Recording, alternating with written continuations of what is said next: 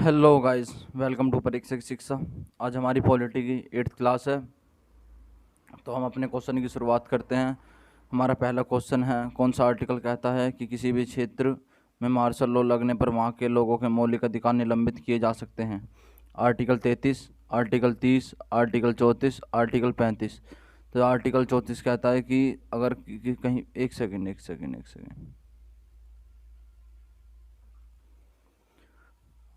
Article 34 यानी कि option number C is the right answer. Article 34 कहता है कि अगर किसी भी क्षेत्र में मार्शल लॉ लगता है तो वहाँ के लोगों के जो मौलिक अधिकार है वो निलंबित कर दिए जाएंगे। अब चलते क्वेश्चन नंबर 2 की तरफ। क्वेश्चन नंबर 2 का कह रहा है, किस केस में कहा गया कि मौलिक अधिकारों में संशोधन किया जा सकता है मगर मौलिक विशेषताओं में नहीं। Option A Kesavananda Bharati case, धारा आयोग द्वारा, एक गोलकनाथ केस द्वारा, या इनमें से कोई नहीं। तो ये जो बात कही गई थी कि मौलिक अधिकारों में संशोधन किया जा सकता है लेकिन मौलिक विशेषताओं में नहीं, वो किया गया था केशवानंदा भारती केस। और जो केशवानंदा भारती थे ये हिंदू मठ के स्वामी थे और इनका प्रॉपर्टी का डिस्प्यूट था केरला गवर्नमेंट के साथ। ठीक है। क्वेश्चन नंबर 3, वह कौन से दो मौलिक अधिकार हैं जो राष्ट्रीय आपातकाल पर भी निलंबित नहीं होते हैं। आर्टिकल 19 और 21, आर्टिकल 19 और 18, आर्टिकल 20 और 21, आर्टिकल 19 या 18। तो जो आर्टिकल 20 और 21 हैं ये ऐसे हैं जो आपातकाल पर भी निलंबित नहीं होते, यानी कि option number C is the right answer. अब चलते क्वेश्चन नंबर 4 की तरफ। क्वेश्चन नंबर 4 क्या कह रहा है, निम्न में से कौन सा आर्टिकल केवल भारतीयों के लिए है। Article 29, article 17, article 18, article 14। तो इनमें से केवल जो आर्टिकल 29 है भारतीय लोगों के लिए, यानी कि option number is the right answer. अगर आप जानना चाहते हैं कि भारतीय लोगों के लिए कौन कौन से आर्टिकल हैं, तो आर्टिकल 15, 16, 19, 29 और 30 ये भारत के लिए हैं। और जो सबके लिए मान्य हैं वो है आर्टिकल 14, 17, 18 और 20 से लेकर 28 तक भी जितने आर्टिकल हैं ये सब सबके लिए मान्य है। ठीक है। अब चलते क्वेश्चन नंबर 5 की तरफ। क्वेश्चन नंबर 5 क्या है, संविधान में डीपीएसपी को कहाँ से लिया गया है। ऑप्शन है Britain, Britain, America, Japan, Ireland. तो जो हमने अपने राज्य के नीति निर्देशक सिद्धांत है वो हमने आयरलैंड से लिया, यानी कि option number D is the right answer. DPSP का हिंदी में अगर अनुवाद किया जाए तो ये हैं राज्य के नीति निर्देशक सिद्धांत। वैसे ज़्यादातर बच्चे जानते होंगे जिन्होंने तैयारी की है अपनी, ऐसी बात नहीं, कोई नहीं जानता। कौन सा आर्टिकल कहता है कि राज्य का कर्तव्य है कि वह भाग 4 के प्रावधान को लागू करे। Article 35, article 36, article 37, article 38। तो जो आर्टिकल 37 है ये कहता है कि राज्य का कर्तव्य है कि वह भाग 4 के प्रावधानों को लागू करे, और भाग 4 क्या है, राज्य के नीति निर्देशक सिद्धांत। ठीक है। अब चलते क्वेश्चन नंबर 7 की तरफ। नीति निर्देशक सिद्धांतों को कितने भागों में बांटा गया है। ऑप्शन है 2, 3, 4 या 5। तो जो नीति निर्देशक सिद्धांत है उन्हें 3 भागों में बांटा गया, यानी कि option number B is the right answer. और वे 3 कौन से, समाजवादी विचारधारा, गांधीवादी विचारधारा और उदारवादी विचारधारा। ठीक है। अब चलते क्वेश्चन नंबर 8 की तरफ। क्वेश्चन नंबर 8 क्या कह रहा है, निम्न में से किसी ने कहा था कि डीपीएसपी बैंक चेक की तरह होते हैं। अब्राहम लिंकन, महात्मा गांधी या केटी शाह, लाला लाजपत राय। तो जो केटी शाह थे इन्होंने कहा था कि राज्य के नीति निर्देशक सिद्धांत बैंक चेक की तरह होते हैं, क्योंकि ये सबसे पहली बात तो ये गैर न्यायिक होते हैं, यानी कि सरकार की मर्जी है कि इनका पालन करना है नहीं करना, इसके लिए हम किसी भी कोर्ट में नहीं जा सकते। इसलिए कहा था केटी शाह ने, जैसे बैंक की मर्जी होती है वो चेक को विड्रॉ करेगी नहीं करेगी, ये चेक पास करेगी नहीं करेगी, ऐसे ही सरकार की मर्जी है कि ये इनका पालन करेगी या नहीं करेगी। ठीक है। अब चलते क्वेश्चन नंबर 9 की तरफ। क्वेश्चन नंबर 9 क्या कह रहा है, कौन सा आर्टिकल आय, प्रतिष्ठा, सुविधाएं और अवसरों के असमानता को दूर करता है। Article 37, article 38, article 36, article 40। तो जो आर्टिकल 38 है यह आय, प्रतिष्ठा, सुविधाओं और अवसरों की असमानताओं को दूर करता है। अब चलते हैं क्वेश्चन नंबर 10 की तरफ।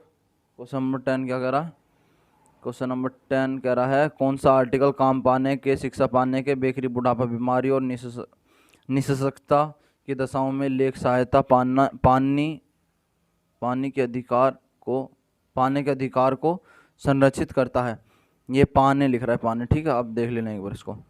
Article 40, article 42, article 45, article 41। तो इसका करेक्ट आंसर हो जाएगा आर्टिकल 41।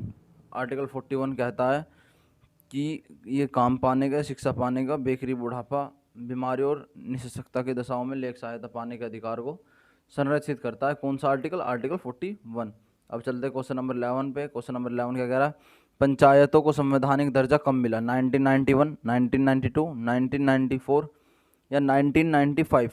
तो जो इनको पंचायतों को संवैधानिक दर्जा मिला था वो मिला था 1992 को, 73 अमेंडमेंट 1992 के द्वारा। ठीक है, अब चलते हैं क्वेश्चन नंबर 12 की तरफ। क्वेश्चन नंबर 12 क्या कह रहा है? कौन सा आर्टिकल ग्राम पंचायतों का गठन और उन्हें आवश्यक शक्ति प्रदान कर सभ्य सरकार की इकाई के रूप में कार्य को बढ़ावा देता है? Article 45, article 40, article 46, article 50? तो ये इसका आंसर हो जाएगा article 40। Option number B is the right answer. अब चलते क्वेश्चन नंबर 13 की तरफ। क्वेश्चन नंबर 13 का कह रहा है? कौन सा आर्टिकल गाय, बछड़ा या अन्य दुधारू पशुओं की बलि पर रोक लगाता है तथा उनकी नस्लों में सुधार का प्रोत्साहन करता है? आर्टिकल 45, आर्टिकल 43, आर्टिकल 47 या आर्टिकल 48? तो जो आर्टिकल 48 है ये गाय, बछड़ा और अन्य दुधारू पशुओं की बलि पर रोक लगाता है।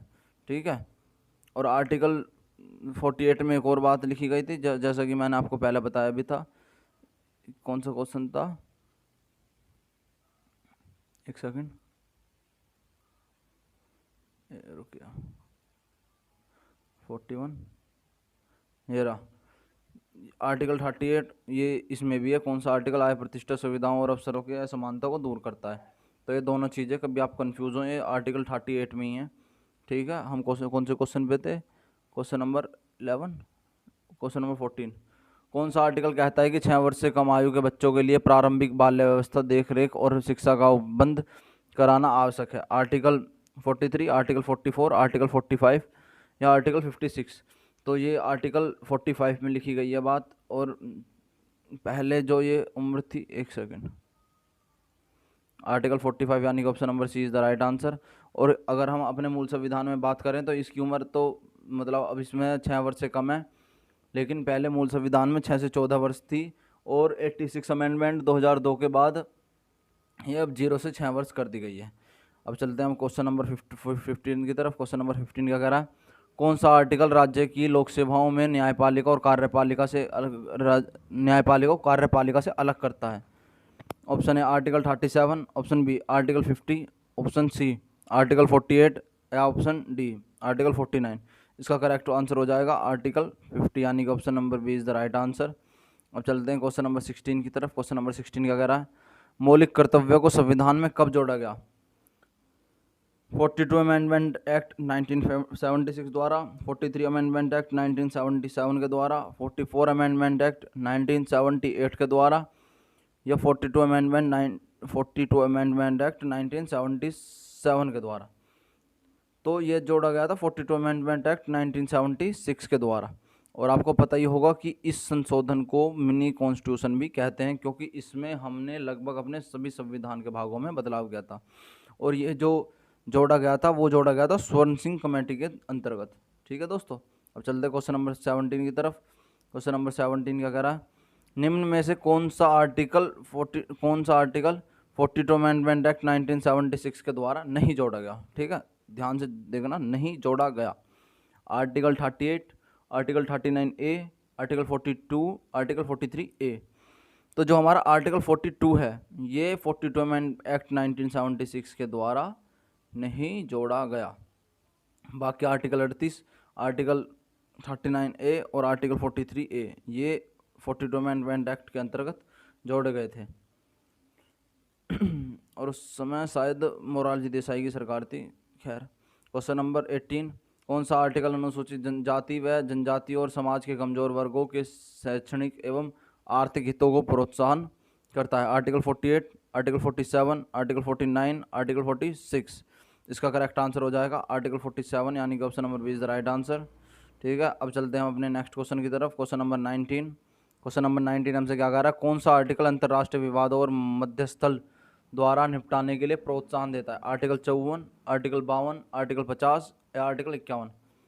तो इसका करेक्ट आंसर हो जाएगा आर्टिकल 51 यानी कि option number D is the right answer. अब चलते हैं हमारा 20 एंड लास्ट क्वेश्चन। वर्तमान में हमारे संविधान में कितने मौलिक कर्तव्य हैं? 7, 10, 12 या 11? तो जो वर्तमान में हमारे मौलिक कर्तव्य हैं वो हमारे 11 हैं। और अगर हम अपने मूल संविधान की बात करें तो मूल संविधान में हमारे कर्तव्य थे 10 और 11वां कर्तव्य हमारा शिक्षा से संबंधित है। अब मैं आपको एक बात बताना चाहता हूँ कि जो मौलिक कर्तव्य है इनसे ज़्यादातर प्रश्न नहीं बनते हैं। कुछ बेसिक सी बातें हैं जो मैं आपको क्लास में करा दूंगा। मेरे हिसाब से सेशन बस वो 5 से 7 मिनट का होगा। अगर आपको देखना हो तो आप देख लेना। और आपको इस प्लेलिस्ट का जो हमारी पॉलिटी की सीरीज चल रही है इसका प्लेलिस्ट का लिंक आपको डिस्क्रिप्शन में मिल जाएगा और इसकी PDF आपको टेलीग्राम पे मिल जाएगी। उसका लिंक भी आपको डिस्क्रिप्शन में मिल जाएगा। आपको वीडियो कैसी लगी आप हमें कमेंट करके बता सकते हैं और अच्छी लगी हो तो लाइक भी कर देना, वीडियो को शेयर भी कर देना अपने दोस्तों के साथ। काफ़ी इन्फॉर्मेटिव वीडियो है। और अगर आपने अभी तक चैनल सब्सक्राइब नहीं किया है तो प्लीज़ यार चैनल को सब्सक्राइब कर लो। मिलते हैं आपसे अगली वीडियो में। Bye bye. Thank you for watching this video.